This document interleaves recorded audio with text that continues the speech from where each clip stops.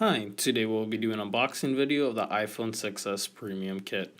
Upon opening the box, you will first notice an invoice. Up top will be your order number, towards the middle will be a description of what you'll be receiving, and towards the bottom will be a link for your video repair guides and instructions. Now this kit does include a premium version of the toolkit, which is going to have more sturdier screwdrivers, along with tweezers and a spudger in order to make the repair a lot more easier. Now, this is the box that the LCD will be received in. The barcode right here should match what is on the invoice. Upon opening the box, you will notice that there's an anti-static cover.